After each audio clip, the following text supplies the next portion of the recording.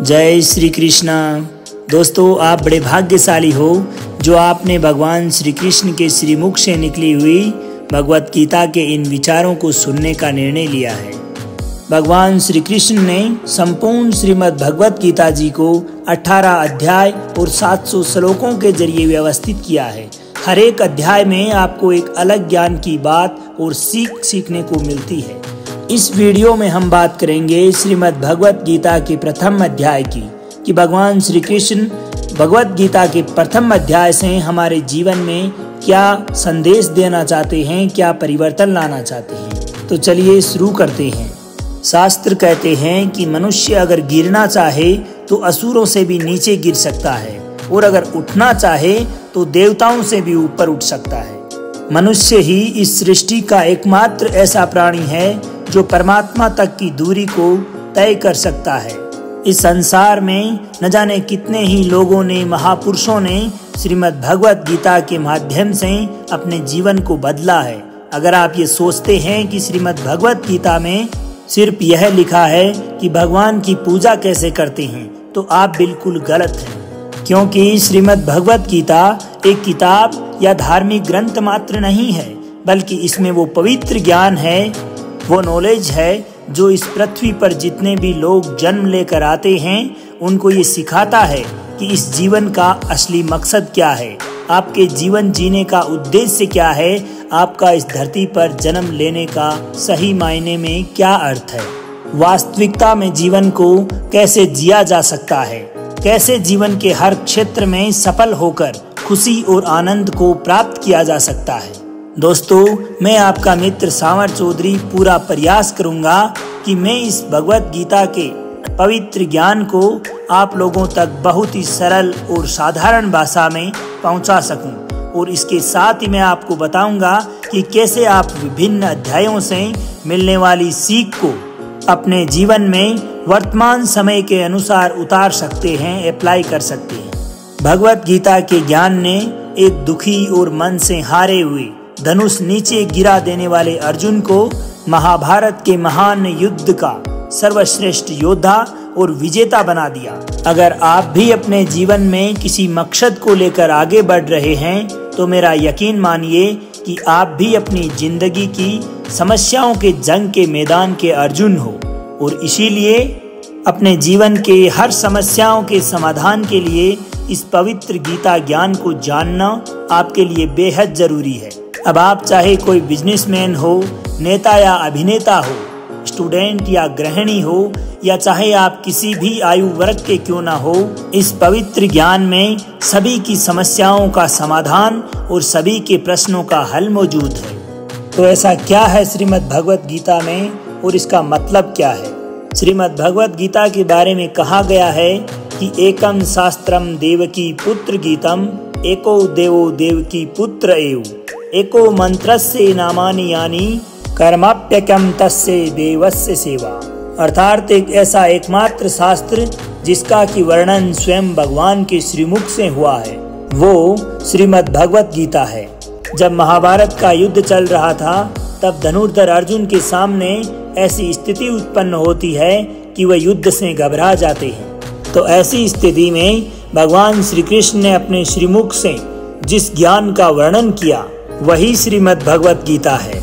इस सृष्टि में एकमात्र पूजनीय देव है वो भगवान श्री कृष्ण है, एकमात्र मंत्र है वो प्रभु का नाम है, और जो एकमात्र कर्म है वो प्रभु की आराधना है। श्रीमद् भगवत गीता का जितना भी ज्ञान लिया जाए, जितना ही पढ़ा जाए उतना ही कम है। इसे जितनी भी बार पढ़ा और सुना जाता है उतनी ही बार हमें कुछ न कुछ नया सीखने और जानने को मिलता है। इसलिए आप लोगों को इस वीडियो की तमाम बातों को आंखें बंद करके शांत मन से भगवान श्री कृष्ण के इन वचनों को तब तक सुनते रहना चाहिए, दोहराते रहना चाहिए जब तक कि ये आपके मन और मस्तिष्क में बैठ नहीं जाती। आज हम श्रीमद् भगवत गीता के प्रथम अध्याय में ये जानेंगे कि कौन सी आपके जीवन की वो पहली चीज है जो आपको जीवन में आगे बढ़ने से रोकती है। भले ही आप में बहुत नॉलेज हो, आप में बहुत काबिलियत हो, लेकिन उस एक चीज की वजह से सही निर्णय या डिसीजन नहीं ले पाते और अपने काम में सफल नहीं हो पाते। तो आइए शुरू करते हैं श्रीमद् भगवत गीता का प्रथम अध्याय। अध्याय 1 अर्जुन विषाद योग। कुरुक्षेत्र के युद्ध स्थल में सेना का निरीक्षण। दोस्तों, किसी भी ज्ञान की शुरुआत अज्ञानता से या उत्सुकता से होती है। उसी तरह श्रीमद् भगवत गीता की शुरुआत धृतराष्ट्र के एक प्रश्न से होती है। धृतराष्ट्र जो कि अज्ञानता के प्रतीक हैं, अज्ञान रूपी धृतराष्ट्र जिसे सत्य मालूम है, जिसे मालूम है कि इस संसार का एकमात्र सत्य परमात्मा है, लेकिन वो अपने पुत्रों के मोह में अंधा होकर जीवन जीता रहता है। सबको मालूम है कि धृतराष्ट्र जन्म से अंधे थे। अब उन्होंने महाभारत के युद्ध को देखा, परंतु कैसे देखा? उन्होंने संजय की दृष्टि से देखा। श्रीमद् भगवत गीता के प्रथम अध्याय के प्रथम श्लोक में धृतराष्ट्र कहते हैं कि हे संजय, कुरुक्षेत्र की भूमि में युद्ध की इच्छा से एकत्रित हुए मेरे और पांडु के पुत्रों ने क्या किया। जैसा कि मैंने बताया कि धृतराष्ट्र अज्ञानता के प्रतीक हैं और संजय प्रतीक हैं संयम के, धैर्य के, पैसेंस के। अब जो अज्ञान है वो मन के भीतर है। अज्ञानता से जो मन ढक चुका है वह धृतराष्ट्र है, लेकिन वो संयम रूपी संजय के माध्यम से देखता है, सुनता है, समझता है और जानने की कोशिश करता है कि सही रास्ता आखिर क्या है। ये वो है जिसका जब तक पुत्र जीवित रहेगा, यानी कि मोह रूपी दुर्योधन जीवित रहेगा, इसकी दृष्टि हमेशा विकारों पर ही रहेगी, हमेशा कौरवों पर रहेगी। श्रीमद् भगवत गीता के प्रथम अध्याय के प्रथम भाग में महाभारत के कैरेक्टर्स की बात हो रही है। यहाँ पर किरदारों की बात हो रही है। कौन सा महारथी वो है जो वहाँ जाकर शंख बजा रहा है? कौन सा महारथी वो है जो सेना के बारे में बता रहा है? चारों तरफ युद्ध शुरू होने के लिए शंखनाद शुरू हो गया है। अब कौरवों में दुर्योधन बड़ा ही खुश हो रहा था, क्योंकि उसके पास बहुत बड़ी सेना थी। भीष्म पितामह थे, गुरु द्रोण थे, महारथी कर्ण थे, और इधर पांडवों की सेना में अनुराग रूपी अर्जुन, भाव रूपी भीम, धर्म रूपी युधिष्ठिर सहित पांचों पांडव, भगवान श्री कृष्ण और अभिमन्यु थे। अब यह युद्ध पूरी तरह से पारिवारिक युद्ध ही था। पांडवों और कौरवों के लिए गुरु द्रोणाचार्य और कृपाचार्य दोनों एक ही थे। भीष्म भी एक ही थे, साथ ही साथ पांडव और कौरव खुद भी आपस में चचेरे भाई थे, लेकिन हर कोई जीतने के इरादे से रणभूमि में उतरा था। अब इसी अध्याय के 15वें श्लोक में संजय धृतराष्ट्र को बताते हैं कि पांचजन्यम ऋषिकेशो देवदत्तम धनंजय पौंड्रम दद्मो महाशंखम भीष्म कर्मा वृकोद्रः। अर्थात ऋषिकेश ने अपना पांचजन्य शंख बजाया, अर्जुन ने देवदत्त शंख बजाया तथा अति भोज और अति मानवीय कार्य करने वाले भीम ने पौंड्रम नामक भयंकर शंख की गर्जना की। इस श्लोक में भगवान श्री कृष्ण को ऋषिकेश कहकर संबोधित किया गया है, क्योंकि वे ही समस्त इंद्रियों के स्वामी हैं। सारे जीव उनके भिन्न अंश हैं, अतः जीवों की इंद्रियां भी उन्हीं की इंद्रियों के अंश हैं। भगवान समस्त जीवों के हृदय में स्थित होकर उनकी इंद्रियों को निर्देशित करते हैं। यहाँ कुरुक्षेत्र की युद्ध भूमि में भगवान श्री कृष्ण अर्जुन की दिव्य इंद्रियों को निर्देशित कर रहे हैं, इसलिए उनको ऋषिकेश कहकर संबोधित किया गया है। आप जैसे जैसे श्रीमद् भगवत गीता को पढ़ते जाएंगे तो आप समझते जाएंगे कि बहुत सारे किरदारों के बारे में आगे कोई बात नहीं हुई है। सिर्फ भगवान श्री कृष्ण और अर्जुन का ही संवाद सिमट कर रह जाता है, क्योंकि भगवान के श्रीमुख से जो शास्त्र निकला है वह सिर्फ और सिर्फ अनुरागी अर्जुन के लिए था। जब हम इसी प्रथम अध्याय के दूसरे भाग में आते हैं तो फिर बात होती है धनुर्धर अर्जुन की दुविधा की, उसके संशय की।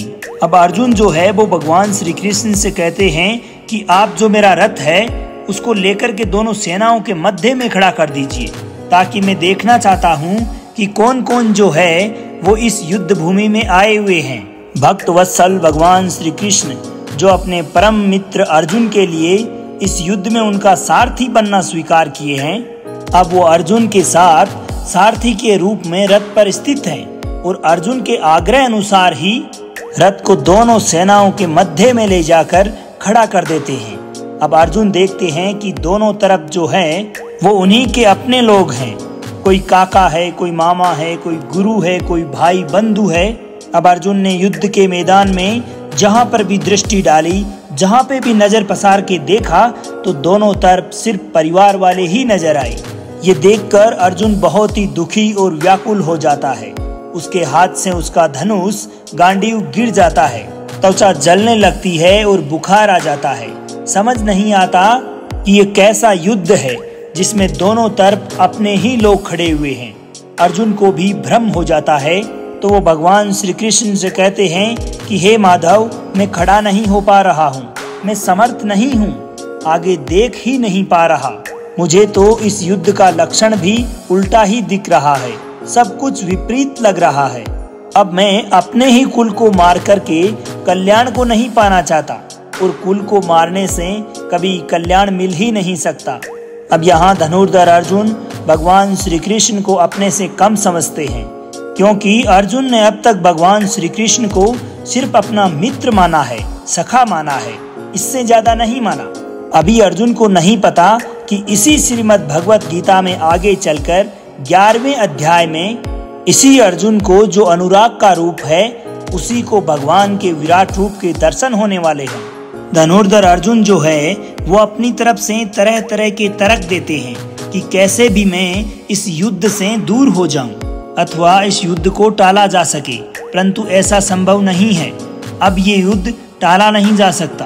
अर्जुन ने अपनी तरफ से हर वो तर्क दिया कि ये सब मेरे अपने हैं, मेरे परिवार के हैं, इनको मार करके मुझे क्या मिलेगा, मैं अपने ही लोगों को युद्ध में नहीं मार सकता, मुझे इस राज्य के लिए तो क्या अगर कोई तीनों लोक भी दे दे तो भी मैं इसके लिए सज्ज नहीं हूँ। अब अर्जुन त्रिलोक का साम्राज्य तक नहीं लेना चाहते, वो उसको भी नकार रहे हैं। तो भगवान श्री कृष्ण ऐसा क्या देने वाले हैं कि अर्जुन तैयार हो जाएंगे, मान जाएंगे इस युद्ध भूमि में उतरने के लिए और अपनों ही के सामने युद्ध करने के लिए।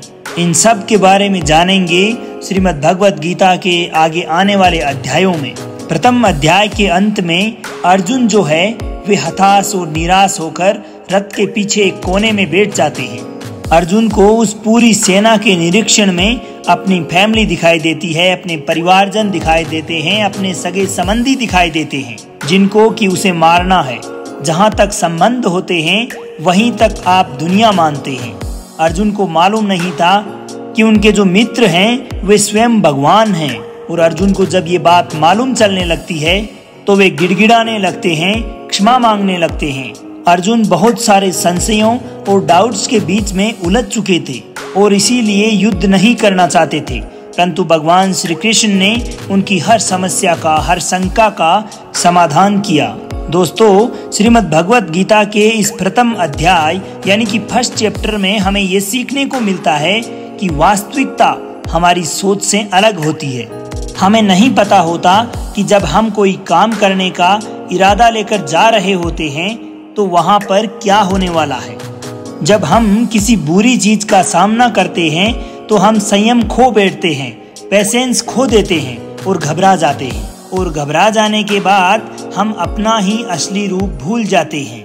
इसी तरह हमारे शरीर, हमारे मन में भी अच्छाई और बुराई का युद्ध निरंतर चलता रहता है, जिसके कारण हमारे मन में भी अर्जुन की भांति ही तरह तरह के संशय और डाउट्स पैदा होते रहते हैं। इन संशयों से उभरने के लिए ही श्रीमद् भगवत गीता के ज्ञान के माध्यम से भगवान श्री कृष्ण की शरण में जाने का मौका मिलता है। तो आप जो पाप हैं उसे पीछे छोड़ने लगते हैं और पुण्य के साथ में आगे बढ़ने लगते हैं और अपने ही क्षेत्र को, जो अपना शरीर है, अपना मन है, उसे धर्म क्षेत्र बना लेते हैं। लेकिन अगर आप विकारों के साथ, बुराइयों के साथ चलते हैं, काम क्रोध के साथ चलते हैं, तो आप अपने ही शरीर, अपने ही मन को कुरुक्षेत्र बना लेते हैं। भले ही अर्जुन युद्ध कला में माहिर थे, मास्टर थे, और भले ही वे युद्ध करने के लिए युद्ध भूमि में धनुष उठाकर चले भी आए थे, परंतु याद रखना दोस्तों, सिर्फ हथियार चलाना जानने से युद्ध नहीं होते, उसके लिए इरादे भी पक्के होने चाहिए, इमोशनल स्टेबिलिटी होनी चाहिए। अब मैदान में आकर अर्जुन को अपने कर्तव्य और अपनी ड्यूटी से ज्यादा फैमिली और गुरुओं से मोह हो गया और फिर वे दुखी हो गए। वे युद्ध करने का डिसीजन तक नहीं ले पा रहे थे। इस बात से यह भी सीखने को मिलता है कि जीवन में हमें हमारा कर्म करने से सबसे पहले रोकने वाला कोई होता है तो वह है हमारा मोह, हमारा लगाव, हमारा अटैचमेंट। जिस प्रकार आप और हम सुबह जल्दी जल्दी उठ तो जाते हैं, लेकिन हमें अपनी नींद और आलस्य के प्रति मोह होता है। हम अपने लक्ष्य को हासिल करने के लिए कठोर मेहनत कर सकते हैं, लेकिन हमें आराम से अटैचमेंट होता है। अर्जुन एक क्षत्रिय थे और युद्ध करना ही उनका काम था, और वह युद्ध करने में बहुत अच्छी तरह से ट्रेंड भी थे, लेकिन वे मोह के कारण अटैचमेंट में आकर अपना कर्म भूल जाते हैं, अपनी ड्यूटी भूल जाते हैं, अपना कर्तव्य भूल जाते हैं। इसीलिए दोस्तों, अगर जीवन में आपको चुनौतियों से लड़ना है तो आपको भी अपने अटैचमेंट्स का सेक्रीफाइस करना आना चाहिए। इसके लिए आपको लगाव का त्याग करना ही होगा। दोस्तों, इसको आप इस तरह से समझ सकते हैं, मान लीजिए आप किसी से बहुत प्रेम करते हैं, लेकिन वह मनुष्य आपके प्रेम की कदर तक नहीं करता। ऐसे में आपको उसके प्रेम को पाने का मोह नहीं होना चाहिए, क्योंकि मोह, अटैचमेंट किसी भी तरह का हो, जब तक वो आपके पास है, आप अपनी लाइफ के अर्जुन कभी नहीं बन पाएंगे। तो साथियों, मुझे उम्मीद है कि श्रीमद् भगवत गीता के प्रथम अध्याय की ये सरल व्याख्या आपको जरूर पसंद आई होगी और आपको इससे बहुत कुछ सीखने को भी मिला होगा। इस वीडियो से आपने क्या सीखा वह कमेंट करके जरूर बताइएगा। अब आज्ञा दीजिए आपके मित्र सांवर चौधरी को। मिलते हैं अगले अध्याय के साथ। तब तक के लिए खुश रहिए, मुस्कुराते रहिए, जीवन में आगे बढ़ते रहिए और प्रेम से बोलिए श्री राधे राधे।